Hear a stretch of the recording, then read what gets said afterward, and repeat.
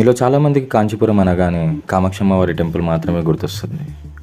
అది కాకుండా కాంచీపురంలో ఒక అద్భుతమైన టెంపుల్ ఉంది. అది వరదరాజ పెరుమలై టెంపుల్.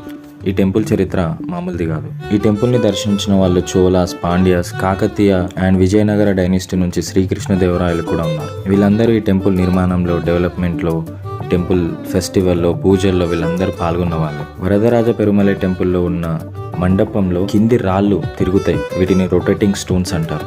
అంతేకాదు ఇక్కడ కొన్ని స్టోన్స్ ఉన్నాయి, ఒక్కొక్క స్టోన్ ఒక్కొక్క సౌండ్ చేస్తుంది. అండ్ మీరు వినే ఉంటారు వెండి బల్లి, బంగారు బల్లి అని. అది ఉన్నది కూడా ఈ టెంపుల్లోనే. ఇలాంటివన్నీ చాలా స్పెషాలిటీస్ ఉన్నాయి ఈ టెంపుల్లో.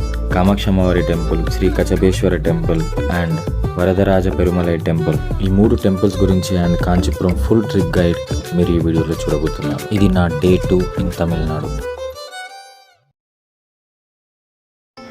Good morning from Chennai. చెన్నైలో ఆల్మోస్ట్ అన్ని స్టేషన్ నుంచి ఎవ్రీడే మీకు చెన్నై టు కాంచీపురం ట్రైన్ దొరుకుతుంది. మీరు యూటీఎస్ యాప్లో బుక్ చేసుకోవచ్చు డైరెక్ట్గా. యూటీఎస్ యాప్ ఏంది అని అంటే నా ప్రీవియస్ వీడియోలో చూస్తే మీకు యూటీఎస్ యాప్ గురించి చెప్పిన, అది చూడొచ్చు. సో చెన్నై నుండి కాంచీపురం 73 కిలోమీటర్స్ ఉంది. సో మనకి చెన్నైలో, తమిళనాడులో మాత్రం లోకల్ ట్రైన్స్ ఇంతే రష్గా ఉంటాయి. సో ఇట్లా నుంచోవాల్సి వస్తుంది నాకు కూడా. కొంచెం ముందుకు పోయినాక ఫ్రీ అవుతుందంట, ఏదో స్టేషన్లో దిగిపోతారు, అప్పుడు మనకు సీట్ దొరికే ఛాన్స్ ఉంటుంది. సో ఇట్లా మీరు వీడియోలో చూసినట్టు మనం బస్సును పట్టుకుంటారు ట్రైన్ అయితే. కొంచెం చాలా ఘోరం ఉన్నారు ఇక్కడ క్యాండిడేట్స్ అయితే. వాడైతే మొత్తం బయట ఒక చేయి పెట్టి పట్టుకుంటూ చూడండి, కొంచెం ఏమైనా అయితే అటే. కానీ నేను చూసినంత వరకు అందరు ఇట్లనే ఉన్నారు ఇక్కడ. మోస్ట్లీ అందరు కాలేజ్ స్టూడెంట్సే. సో ఆల్మోస్ట్ ఈ బ్యాచ్ మొత్తం ఒక దగ్గర దిగిపోయింది. సో సీట్స్ అన్ని ఫ్రీ అయినాయి, వచ్చి కూర్చున్నాం. చెన్నై నుండి కాంచీపురం 73 కిలోమీటర్స్ ఉంది. 1.5 hours to 2 hours జర్నీ ఉంటుంది అంతే. ఇక్కడ ఏం చేయలేని వాళ్ళు అంటే మోస్ట్లీ అడుక్కోవడం కంటే ఏదో ఒకటి అమ్ముకోవడానికి ఇష్టపడుతున్నారు. ఆయనకు అసలు కళ్ళు లేవు, కానీ ఆయన పెన్స్ ఏవో బఠానీస్ అమ్మడానికి వచ్చిండు. ఆయననే ఎక్కుతున్నాడు, ఆయననే దిగుతున్నాడు. సో మోస్ట్లీ అడుక్కుంటలేరు, అమ్ముకుంటున్నారు. సో వచ్చేసినాం మనం కాంచీపురం రైల్వే స్టేషన్ ఇది. సో ఇక్కడ నుంచి కామాక్షమ్మవారి టెంపుల్ కూడా 1 kilometer లోపలనే ఉంది, అంటే నడుచుకుంటూ వెళ్ళిపోవచ్చు మనం. నాకు తమిళనాడులో నచ్చిన విషయం ఇదే, రైల్వే స్టేషన్స్ అన్నీ ఈ ఫేమస్ ప్లేసెస్కి చాలా దగ్గరలో ఉన్నాయి అన్నమాట. అదే మనం తెలంగాణలో యాదగిరిగుట్టకు పోవాలంటే స్టేషన్ ఏమో ఉంటుంది, ఇంకో బస్సు ఏదో ఎక్కి ఇంకెక్కడికో పోవాల్సి వస్తుంది. సో మేము ఫస్ట్ కాంచీపురం పోవాల్సింది బై మిస్టేక్లో కచబేశ్వర్ టెంపుల్కి వచ్చినాం. ఇది శివుడి టెంపుల్. ఇది కాంచీపురం టెంపుల్ నుంచి ఒక 500 మీటర్స్లోనే ఉంది. అందుకే కొంచెం కన్ఫ్యూజ్ అయినాం మేము. కానీ బయట అడిగితే చెప్పారు ఆ టెంపుల్ కాదు, ఇది ఈ టెంపుల్ అని. కానీ టెంపుల్ చాలా బాగుంటుందంట. సో చూద్దాం వెళ్ళి టెంపుల్ ఎట్లుందో. బాగుంటుంది అన్నారు, పోయి చూద్దాం. ఇది కంప్లీట్ చేసుకొని కామాక్షి అమ్మవారి టెంపుల్కి వెళ్దాం. అది అయిపోయాక ఇంకొక ఇంపార్టెంట్ టెంపుల్ ఉంది, అది నేను మీకు వీడియో స్టార్టింగ్లోనే చెప్పిన. ఆ టెంపుల్ గురించి అస్సలు మిస్ అవ్వకండి. మీరు ఇది కొంచెం ఫాస్ట్ ఫార్వర్డ్ చేసి చూసినా సరే ఈ టెంపుల్ని చూడండి. ఈ టెంపుల్ కూడా మొత్తం చూపిస్తా, ఎందుకంటే బాగుందంట అందరు అంటున్నారు. అండ్ గూగుల్లో చూస్తే కూడా మనకి 4000 రేటింగ్స్ ఉన్నాయి, అవి కూడా 4.6 రేటింగ్ ఉంది. సో డెఫినెట్గా బాగానే ఉంటుంది, చూద్దాం. చూడండి నాతో పాటు.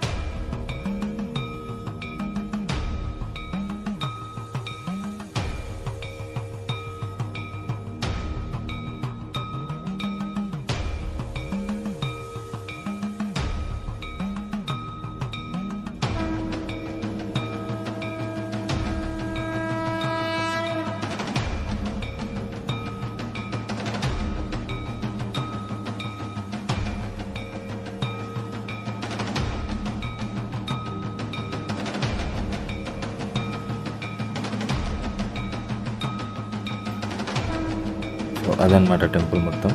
ఇప్పుడు మనం కామాక్షి అమ్మవారి టెంపుల్కి వెళ్ళిపోతున్నాం. సో ఇదే కామాక్షి అమ్మవారి టెంపుల్ ఎంట్రన్స్.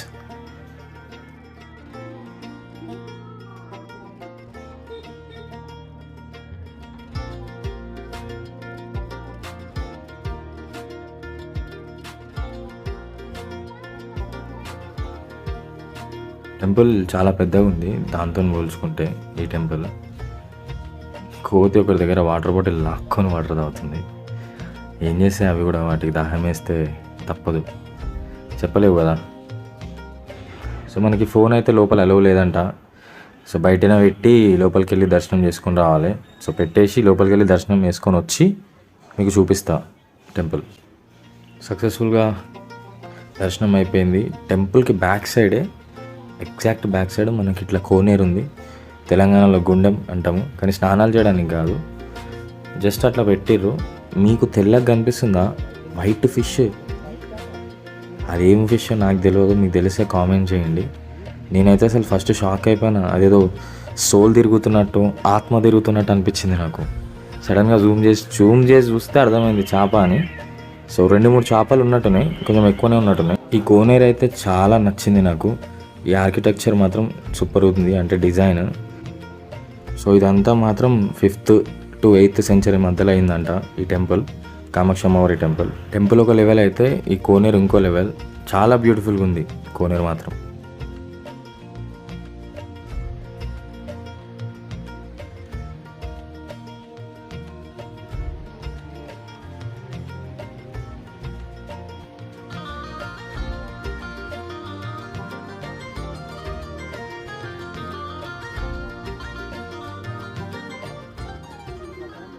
ఇప్పుడు మనం ఆ స్పెషల్ టెంపుల్కి వెళ్తున్నాం.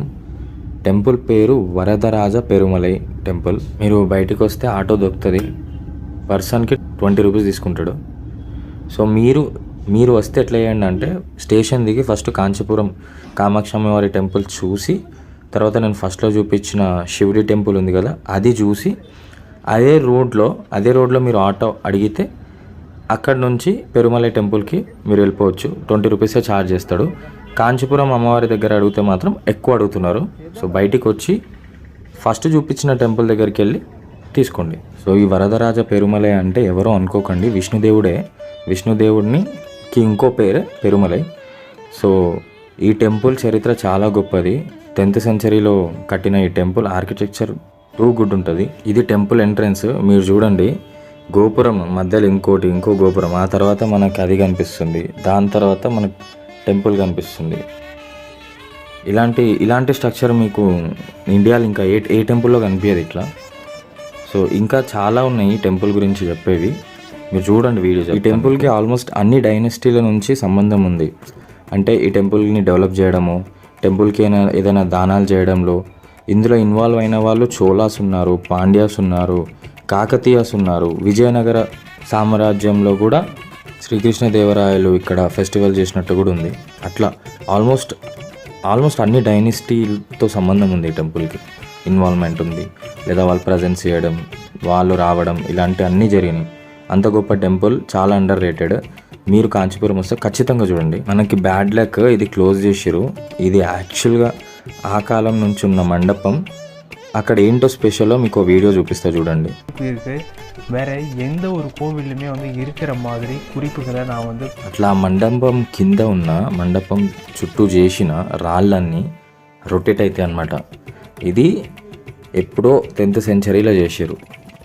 ఇలాంటి థాట్ రావడం, అట్లా చెయ్యగలగడం చాలా గొప్ప విషయం. ఆ మండపం చుట్టూ రాళ్ళు ఉంటాయి, ఇలాంటి శిల్పాలు ఉంటాయి, అవన్నీ రొటేట్ అవుతాయి. దానిపైన కూడా ఇలాంటి ఆర్కిటెక్చర్ ఉంటుంది. పులి, దేవుడు బొమ్మలు, డిజైన్స్, ఇట్లా డిఫరెంట్గా అట్లా దాని చుట్టూ ఉన్న రాళ్ళన్నీ రొటేట్ అవుతాయి. అంతేకాకుండా వాటి చుట్టూ కొన్ని ప్లేసెస్లో హోల్స్ చేసిరు. ఆ హోల్స్లో ఇట్లాంటి చిన్న దారం కూడా పోతుంది అన్నమాట. అది రాయి. ఆ రాయిలో అలాంటి హోల్ చేయడం, అది ఎట్లా అంటే ఇప్పుడు కుట్లేస్తే మనకు సైడ్కి చిన్న గ్యాప్స్ ఉంటాయి, ఆ విధంగానే వాటిని తయారు చేసారు. దీని చుట్టూ ఇలాంటి అద్భుతమైన ఆర్కిటెక్చర్ ఉంటుంది. మీరు లక్కీ అయితే మీరు వచ్చే టైంకి ఇది ఓపెన్ అవ్వచ్చు. ఇంతేకాకుండా ఇక్కడ కొన్ని స్టోన్స్ ఉన్నాయి. ఒక్కో స్టోన్ ఒక్కో సౌండ్ చేస్తుంది, వినండి.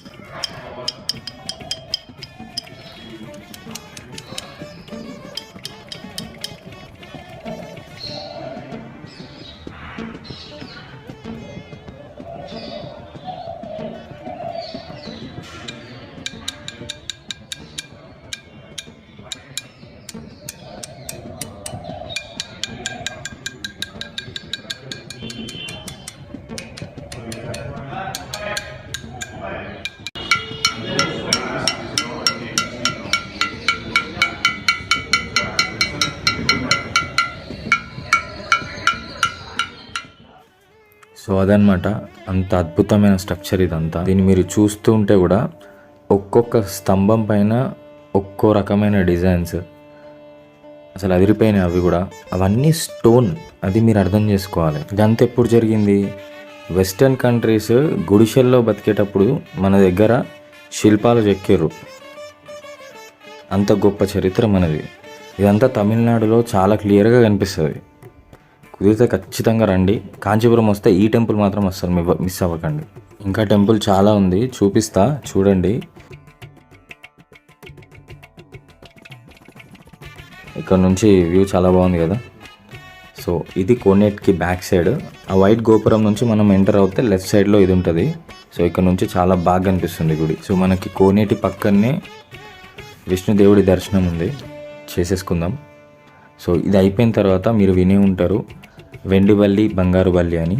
అది ఉన్నది కూడా ఈ టెంపుల్లోనే. అది కూడా కంప్లీట్ చేసుకొని వెళ్దాం, చూపిస్తాం మీకు అది కూడా. సో ఈ దేవుడికి 2 సైడ్స్ ఫేసెస్ ఉన్నాయి అనమాట. ఇది బ్యాక్ సైడ్ నేను వచ్చింది. సో ఇది back side. So back side face ఉంది, ఫ్రంట్ సైడ్ ఫేస్ ఉంది.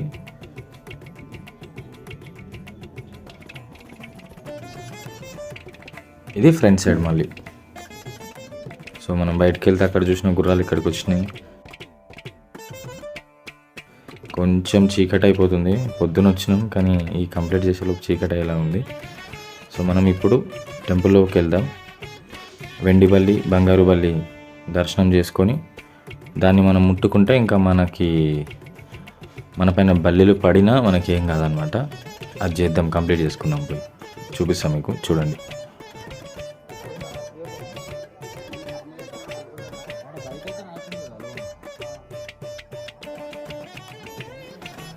సో అటు వెళ్ళాలి మనం.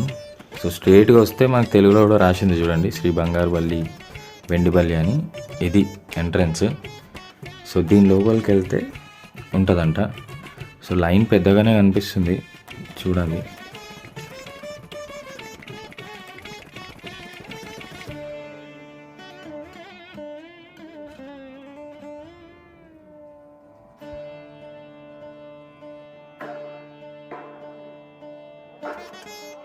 నుంచున్నాం లైన్లో, మెల్లిగా కదులుతుంది లైన్.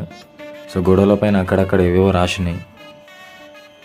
ఇది తెలుగుగా కన్నడ అని అర్థమైతలేదు, కానీ ఇట్లా మనం నడిచే మెట్ల పైన రాసినాయి. మీరు ఒకసారి వస్తే చూడండి. మనం ఇక్కడ నుంచి పైకి వెళ్తున్నాం, ఆ పక్కన దాంట్లో మళ్ళీ ఇక్కడ నుంచి కూడా తిరిగి వెళ్ళాలంట. రౌండ్ తీసుకుంటే అక్కడ రైట్ సైడ్లో ఉంటుందంట అది. అంటే లైన్ చాలా పెద్దగా ఉంది, కింది నుంచి పై వరకు ఉంది లైన్. ఇదంతా ఇప్పటిదో పాత పెయింటింగ్స్.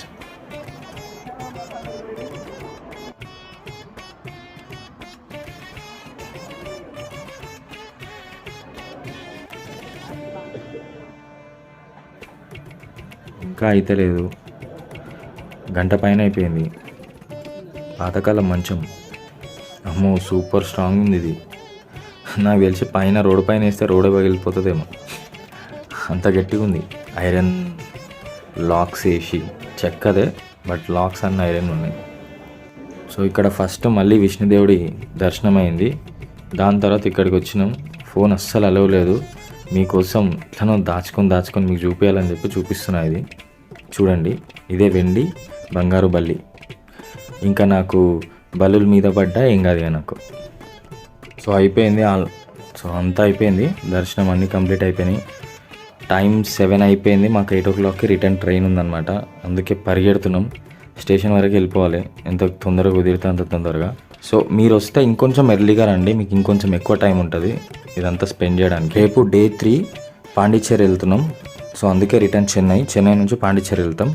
మీరు నా డే 1 వీడియో చూసి ఉండకపోతే లింక్ డిస్క్రిప్షన్లో ఉంది, చూడండి. హైదరాబాద్ టు చెన్నై మెరీనా బీచ్, చెన్నైలో ఇంకా చాలా ప్లేసెస్ చూపించిన, లింక్ డిస్క్రిప్షన్లో ఉంది, చూడండి, బాగుంటుంది. అండ్ 9 days ట్రిప్ నాకు ఇది తమిళనాడులో. ఈ 9 days డిఫరెంట్ ప్లేసెస్ చూపిస్తా. వీడియో నచ్చితే లైక్ చేయండి, ఛానల్ సబ్స్క్రైబ్ చేసుకోండి.